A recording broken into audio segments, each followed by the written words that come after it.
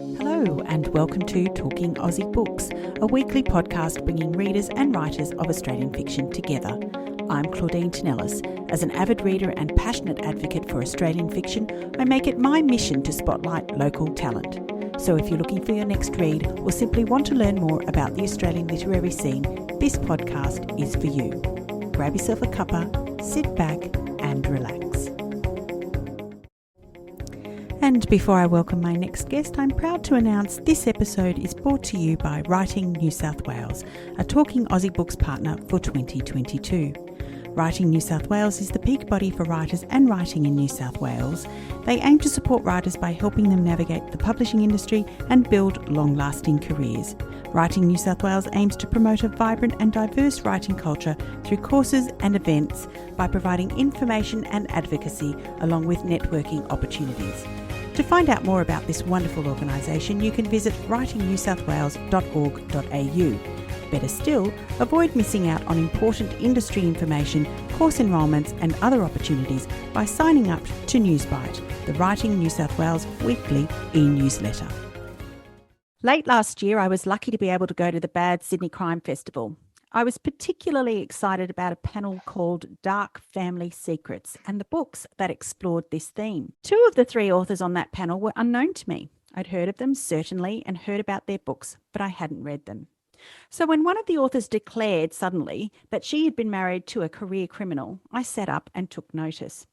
What followed was a fascinating tale about how this author's real life inspired an award-winning novel.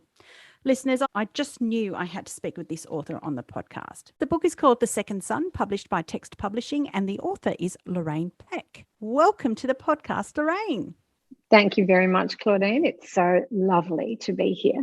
I'm delighted to have you. And congratulations on the incredible success of The Second Son. How does it feel to have authored a book described as the modern-day Godfather? Yeah, I remember when Anna Downs wrote that review. It was the very first review I received from an Australian author, or any author for that matter. And I was so blown away because I felt really understood.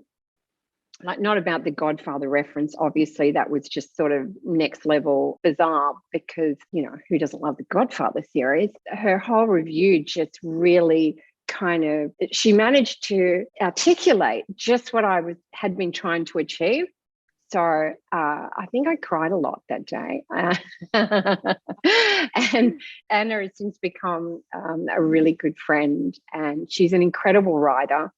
For any of your listeners out there who haven't read The Safe Place or The Shadow House, just get out there and buy those books because they're amazing thrillers. Absolutely. And I did have the very great pleasure of interviewing Anna on this podcast some time ago, well, certainly after the release of The Safe House. And I have to agree with you. I think she's an incredibly exciting voice on the Australian literary scene. But back to you. Now, I may or may not have mentioned that this is your debut novel and that it won the 2021 Ned Kelly Award for Best Debut Crime Fiction, an incredible achievement. Now, I've already alluded in small part to the inspiration for The Second Son, but I wondered if you could elaborate, Loraine. Yes. Well, I was actually married to a career criminal. This is true. I met him in America in my late 20s, and he was kind of the linchpin between the Sinaloa cartel and the Boston Mafia. So he just moved weed across America. So I say just so that, you know, your listeners don't think it was harder drugs than that. But when I met him, he had just retired from doing that, or was about to retire. I didn't really know what he did, but he moved to Australia and we got married and we spent our 30s together. He told me a lot of stories about what his life had been like involved with that particular career. And towards the end of our marriage, he actually went back to America and became re-involved. 5 years later, I met my current husband, and hopefully my last. And he left school when he was 14. He was dyslexic, and he became involved in crime. He grew up on the mean streets of the western suburbs, and he decided in his late teens to turn his life around and become a businessman instead, a legitimate businessman, and that's what he did. And it intrigued me that, you know, these two men that I'd met and fallen in love with and married were both kind of bad boys. And obviously, I'm very drawn to bad boys. I don't know why. But that, my first husband came from a really good home and, had all sorts of opportunity in front of him, and kind of fell into crime. And my husband, Stead, who is Croatian, by the way, came from, difficult circumstances, and crime was the easiest pathway for him. And then he chose to turn his life around. So there lay the first sort of spark of the novel. The question I asked myself was, if you were born into a crime family, how do you get out? If you choose to get out of that situation, is it possible to leave your crime family? So that sort of sparked the character of Johnny Novak, who is one of my two lead protagonists. He is the second son of a Croatian crime family, and his father is the very dominating Milan Novak. He is the boss, and Johnny's elder brother, Ivan, is gunned down in the street while he's putting out his garbage bins. And we all know that happens in the western suburbs reasonably regularly. Yeah. Yeah. So it didn't seem like too much of a stretch. Our Johnny is put into a position where he, even though he's always tried to be, the gangster with a heart, the gangster with a conscience, he's suddenly put in this position where he's being tasked with seeking revenge. And because he belongs to a Croatian gang, his father believes the Serbians must have been the ones who killed their beloved Ivan. So, Loraine, given your backstory and the inspiration behind you writing The Second Son, did you find it difficult to walk the line between truth and fiction when you were writing this book? Not really, because where do truth and fiction begin and end? There's always a blurry bit in the middle, isn't there? Salman Rushdie said, add the elephant. If you're telling a story about an Indian wedding and how you went to India, you went to a wedding, it was fabulous, and then someone says, so did the bride and groom arrive by elephant? Even if they didn't, you have to say, of course they did.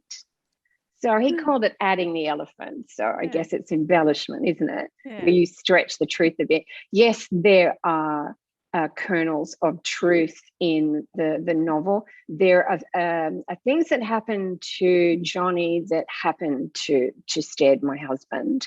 There are things that are inspired by what happened to my first husband. And there are things about Amy Novak, Johnny's wife, my other lead protagonist, who are absolutely based on certainly feelings and emotions that I had during that time with my first husband. And my friends say to me, oh, so Amy's obviously based on you. And I'm like, oh, no, not really, because she's, nearly 6 foot tall, and she's blonde and she's beautiful, and I'm like 5'2.5" and brunette, and she's a whole lot braver than I am. But yeah, there are some things that I imbued Amy with that come directly from my heart. I wanted to talk a little bit about Amy because I found her to be a particularly fascinating character. She's middle class Anglo-Saxon and she marries a criminal. It sounds a little bit familiar. Yeah, exactly. And it's funny, when I wrote the first draft of The Second Son, it was called The Gangster Next Door back then, by the way. That was the first draft. And I did that whilst completing a wonderful writing course called The First Draft novel writing course put on by the Writers Studio in Sydney. They do it both in-house and online, and I chose to do it online. And the reason I started that course, little backtrack here, is because I read The Drive by Jane Harper, and in the acknowledgement section, wonderful book, by the way. Of course, we all know and love that book and Jane. And in the acknowledgement section, she wrote about during the Curtis Brown creative course online out of London. It was like a light bulb moment for me. I didn't know you could do a creative writing course online, and that would suit my kind of lifestyle because I tend to move around a lot. And so I checked out the Curtis Brown creative course, and it was way too advanced for me. I mean, I didn't know anything about creative writing at all. So I got in with the Writers Studio first and did a really basic course with them, and then started the first draft course. And that's how the first draft of The Second Son came into being. And as soon as I finished that, I applied for the Curtis Brown course run out of London, and I was accepted. And the feedback I got early on from all the other students and my tutor, the female characters in the book, or the scenes that I shared with them, were cardboard. And the male characters were, a bit more well-rounded. So as an exercise, I wrote one scene from Amy Novak's point of view. And as you pointed out, she's a nice middle-class girl, an Aussie chick who just happens to marry a gangster because the heart wants what the heart wants. And I wrote one scene from her point of view. It's still there in the book, almost verbatim, where Amy meets Johnny in a club in Parramatta, and then their trip to Croatia. That whole scene. I wrote that and I submitted that as an exercise, and I did it from first person in present tense, and I sent that off to the class, for some kind of feedback, and everyone loved Amy. Like, oh my God, we love Amy. And writing her was such a joy. She came to me so naturally because I was kind of, there were some similarities. I was kind of writing a bit in my own voice, a little chatty, and it was easy for me. Writing Amy came easily. So she then took over about, a third of the book. Every scene that Amy was in, I just changed it to her point of view, and I wrote it from her point of view rather than Johnny's. And so what I found naturally is that I write in present tense, in first person, and then I'd have to transcribe it all back into third person, past tense. When I realized that that's how I naturally write, I just converted the whole book to present tense, first person. Yeah. And in writing in first person, I found that those two characters really came alive for me. Yeah. As soon as I put myself in their shoes by writing that way, I inhabit the character, and it's like I can almost see what they can see, out of their eyes.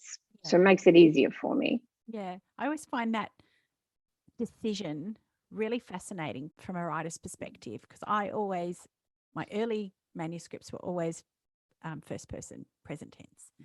And then you get that beat out of you. The more writing courses that you do, the more they tell you, don't write in the first person, don't write in the present tense, write in third person, past tense.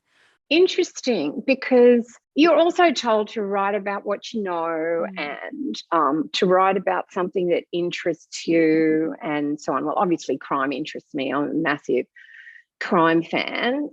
It's what I read. It's what I enjoy watching on telly. But obviously I don't know everything that happened in that book. People would say to me, so how do you know so much about guns? Well, I did go to a shooting gallery and learn how to use a gun, obviously, because, you kind of need to have some verity involved. But Google is a really interesting resource and very useful. So, and so is your imagination. And you can always rely on experts to help you when it comes to that sort of thing. I have a police sergeant who I can go to with questions. She's incredibly useful to me around all the police-related things. I've just recently had a conversation with her around unmarked cars. What do unmarked cars look like? Well, I'm writing the sequel to The Second Son.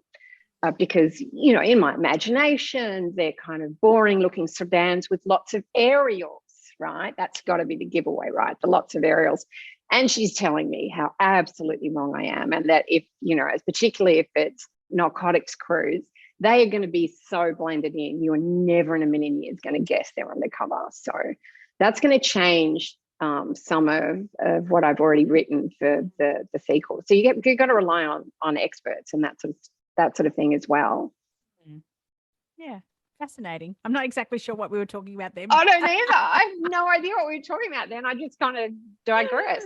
We meet Johnny Novak at what is probably the worst time of his life. His older brother, Ivan, has just been murdered, as you mentioned before. And this event, as you say, triggers a gang war in Sydney's western suburbs. Johnny is a complex character. And I feel like, well, it's not so much a feeling as, you know, he's juggling so many balls in the air at the same time, isn't he? Yes. Johnny is, you know, he's been brought up in a world where violence is always the answer. If there's a problem, use intimidation, use some kind of violent tactic to get what you want. His father rules over the family, you know, with an iron fist, you know, up to a point. Milan also they all bow to Johnny's mum, Branka, sometimes, you know, when it comes to who rules the roost in the kitchen and over every domestic function, and when they should eat and how much they should eat. And it's Branka who's in charge. And I love that about her, that she wants to solve every problem with food. And Johnny, being the second son, has always looked up to his older brother, Ivan, with hero worship. And Ivan has taken to his life in crime, being born into a crime family, like a duck to water. To him, it's how it's permeated his soul. Whereas Johnny can't help but want to nurture and protect. So he's married to Amy. He chose a woman who wasn't Croatian, which probably didn't go down well with his family. And he has a 10-year-old son, Sasha, to protect. And he also runs the family's front, their fish shops, which are a front for their more nefarious businesses. And he is essentially, that's also a protection racket. And yet he's the one protecting those fish shop owners who, you know, one could say are slaves to the Novak family, but Johnny protects them in every way he can. So he is a gangster with a conscience. And as the story progresses and he gets drawn deeper into the darkness, he is constantly questioning whether this is really the life he wants to live and wondering how the hell he can get out.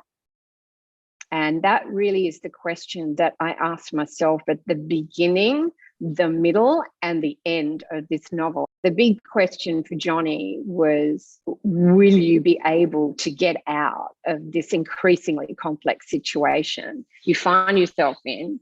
And for Amy, his wife, Amy, the question is, will you stay?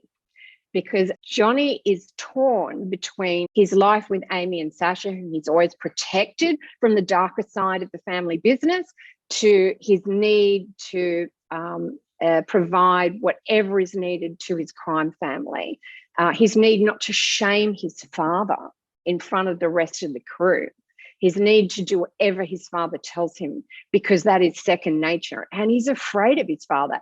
Everyone's afraid of Milan. And so, yeah, he's got a lot going on, poor sod. Yeah, he does. And I think the thing I found very difficult to comprehend about Johnny was this blind loyalty to his family, particularly Milan, who was without a doubt a cold-blooded brute. I mean, he really was. Perhaps this is where the similarities between your book and The Godfather are probably the strongest. Something that Yeah. ordinary citizens really can't comprehend. Was this something that you witnessed firsthand?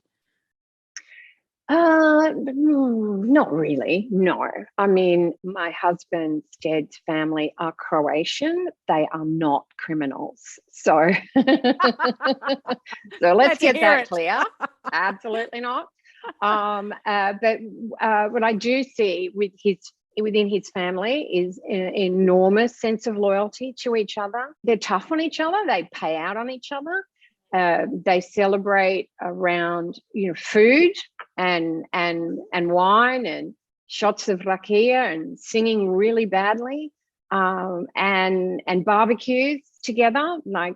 And so a lot of their characteristics imbued my Croatian family and the Croatian crew, but obviously, it is fiction, and I was pushing it to sort of the nth degree.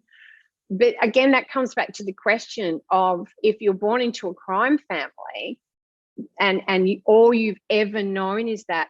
I mean, there are scenes in the book where Johnny is taken out bush with the crew, with his brother, and Milan and some of the other older guys are teaching them how to use all the guns in the family arsenal, and they're play acting, role playing, holding up the local petrol station, drawing out the shape of a petrol station in the dirt, and giving them unloaded guns. And from the age of 12, the family motto is no friends, no feelings, no conscience. And they're given guns from the age of 12, and they are taught to respect them and clean them and know how to use them. And this is indoctrinated, and Milan's word is law. It's absolute. So his blind loyalty comes from conditioning. It's nature and nurture combining to create this man who doesn't know anything else, but can't help, because of his own nature, kind of trying to bust out of that. And choosing Amy was his first step into the light. And it fascinates me, the whole Godfather connection. Michael Corleone was the war hero. He was being kept out of the family business. The Godfather wanted his youngest son to go into politics and drag their family out of crime into legitimate business. And as Michael Corleone takes over the family, he goes from the light further into the darkness, like way into the darkness, right? Yeah. And I wanted to take Johnny from the darkness into the light. So it's a kind of an opposite character arc. I wanted Hope to, be sort of that eternal flame that Johnny is pulled towards. Yeah, fascinating. Okay, so I found your exploration of the tensions between the Croatians and the Serbians particularly fascinating in this book. Was this something you consciously wanted to explore, and why? Yes, because of the Croatian connection, and because I grew up on the northern beaches in Sydney, and we had, I was in high school in the 70s, because I'm so old, and we had a lot of Yugoslavs, because Warriewood and various areas around Narrabeen High had a big, had a large Yugoslav, Italian and Greek population. But they were all Yugoslavs back then, right? We didn't know they were Croatians and Serbians until the 90s. So I was a very cognizant adult watching the news while the Yugoslav state fell apart. And it was one of those first wars that was televised ad nauseum, and we could really see what was going on. And here were people that looked just like us, running around, being bombed and tortured and all that carry on. So it made a big impact on me. And I was learning that my friends from back in that at school were either Serbian or Croatian, and they didn't like each other. And they never had, by the way. And there were all sorts of fights breaking out in soccer stadiums all over, or Sydney, because that's where I grew up, and all that sort of thing. So it was just fascinating to me. And I've traveled to Croatia before I even met my husband, and then finding out how his family, the older people in his family, felt about the Serbians and how they felt about Tito, the last great, president of Yugoslavia, and also, of course, Croatian. And it's just a fascinating part of history for me, and how many Australian Yugoslav became involved and went back and fought and all that. So, yeah, I find it fascinating. And it was a good friction point. Writing a novel is all about creating friction points and conflict. And, so it just seemed like, okay, who can the Croatians be thinking immediately that, who killed Ivan? Because who killed Ivan is the big question.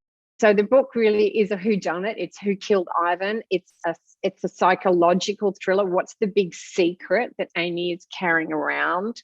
And it's an action thriller because, Johnny's got to come up with ways to distract his father from the revenge mission, from Amy.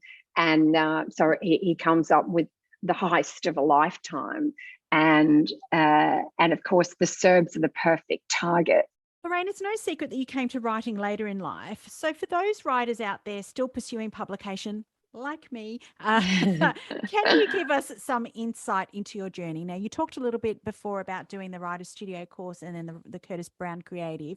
Was writing always something that you wanted to do? Absolutely. I've always wanted to write fiction. I'm a big reader. I've been reading books since I was 7. I learned to read before I even went to kindy. So I'm a massive reader, and I was drawn to action thrillers early. I read Ian Fleming's Bond series. They were my first action thrillers. Sort of a graduation from Trixie Belden to James Bond.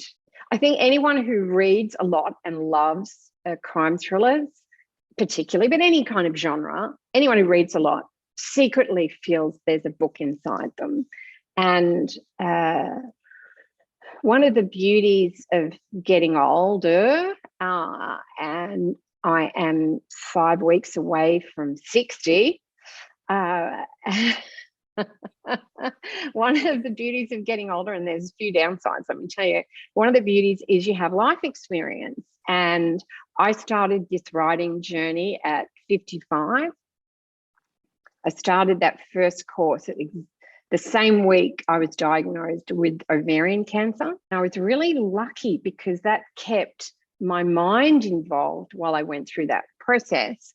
And, I was really lucky. I was cured with surgery alone, and I didn't even need chemo. I got to keep my hair.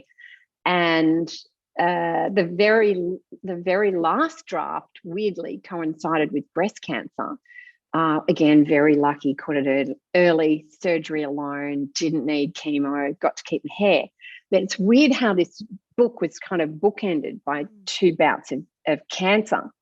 And one of the things that cancer does for you is it distills down your desire to really do what you want to do, lifelong ambitions, etc. So I got involved in these writing courses, and I realized that this was my dream. It always had been, it always would be. Writing a book I'd had attempted it a couple of times earlier on, but I'd never got past the first 5 chapters. This is a really typical scenario where they have to write a scene they're not comfortable. For me, it was a sex scene. I'm really uncomfortable writing sex scenes, and I'm not sure I'll ever write one. And luckily you don't really need them in crime thrillers. And that was it. Oh, I don't want my mum and dad to read this sex scene, even though they're totally cool people and they absolutely could. So I would stop at that point.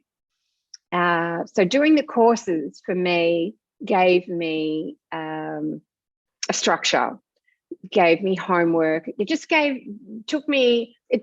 really took me by the hand and showed me how to do it. And I was incredibly lucky. I got into that Curtis Brown creative course, which introduces you to the agents in Curtis Brown, one of the most prestigious literary agencies in the world. And again, I was just really lucky that Jane Harper's agent over in the UK, Alice Lutchens, liked my book.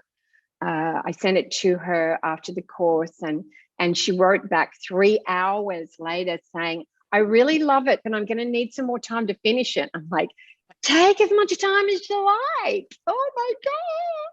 And I remember when she emailed me to tell me that she wanted to represent me, because we're on, different time zones, I read it first thing in the morning, and I ran into the bedroom, and I'm jumping up and down on the bed, on top of, like, jumping on stairs and going, oh my God, oh my God, oh my God. Going, like, what's wrong with me? Because I was crying, and Yeah. So and then she sent the book over to Pippa Mason at Curtis Brown in Sydney, who loved it. And then, the next thing I know, I'm sitting across the table from HarperCollins and Text Publishing, and making a decision about whose stable I wanted to be in. And it was just so surreal. And I honestly did expect it to be. I didn't expect any of those things to happen. I was just amazed I managed to write a book. But I have to say, Claudine, that the book that Alice read was probably the 4th draft, and the book that Penny and Michael at Text read was probably the 8th or 9th, could be the 10th draft, and the book that went to print was the 14th draft. So, you really got to love your characters. And it's a lot of work. But yeah, it's something I always wanted to do. That's wonderful. What a terrific and such an inspiring story, particularly for those of us who are a little bit older and, still looking to achieve our dreams. So thank you for that. Thank you for sharing that. It's really beautiful. You mentioned earlier that you are working on the sequel, and I have to say this was one question that I absolutely wanted to ask you. So, because I kind of feel like you left us on a bit of a cliffhanger at the end of The Second Son. So can you tell me anything about it? Okay. Yes, there is a sequel, and I'm up to the 4th draft. It'll probably be, I'm hoping it's less drafts this time, but, I'm still absolutely learning the trade. I'm still a very new writer. So I don't get it right the first time or the second time or even the third time, but maybe by about the 7th or 8th time, it'll be ready to go to print.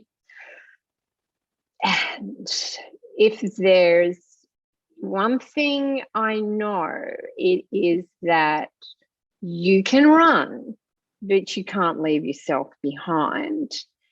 And as Amy puts it in one of the first chapters of the sequel, show me a woman who doesn't keep secrets, who tells you they don't keep secrets, and I will show you another liar. Loraine, what's the best thing that's happened to you as a result of publication of The Second Son? Oh, absolutely, without question, the Australian writers community and people like yourself, Claudine. It's just such an inclusive community. I don't know what it's like in the wider literary community, because I really, I've been very much involved with getting to know other crime writers at the Bad Sydney Writers Festival. I mean, that was my first writers festival because, of course, COVID, hello. Not a great time to bring out a debut novel during COVID, but the crime community just, reached out and grabbed me and hugged me, and it's been an incredible journey, meeting all these new and making new friends.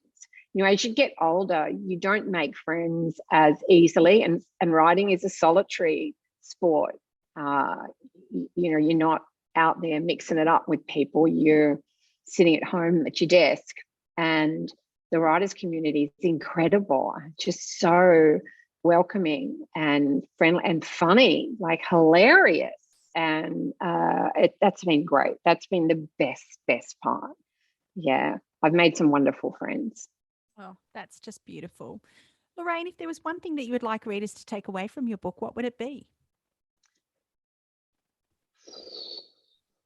Oh, that's a tough question that I've never been asked before. Interestingly, maybe it is that everything is not always as it seems. Criminals can have hearts of gold too. Loraine, if listeners wanted to learn more about you and your books, where could they do that? Oh, I have a website, lorainepeck.com. And my name is a little tricky because Loraine only has one R. So it's lorainepeck.com. Yes, go check it out. It's my very own website and I'm rather proud of it. Woohoo. Indeed. And you're on Instagram? Oh, yeah. I'm on Instagram, Loraine Peck Author. And I'm on Twitter, Loraine Peck Author, because that's when you run out of letters. And Facebook, Loraine Peck Author. That's wonderful. Yeah, but you got to spell it right. So, yeah, just remember the 1R business. Remember the 1R, indeed. Yes. Loraine, The Second Son was a gripping, gritty read that I thoroughly enjoyed. I can't wait for the next instalment. Thank you so very much for joining me on Talking Aussie Books today. Oh, thank you, Claudine. I had a lovely time. It was just delightful to talk to you. And I can't wait to read your first book. That's a wrap, folks. If you enjoyed this podcast episode, please drop me a line via my webpage at claudinetinellis.com, via Instagram, Facebook or Twitter. Alternatively, consider leaving a review on Apple Podcasts, Spotify or Google Podcasts. Until next time, happy reading.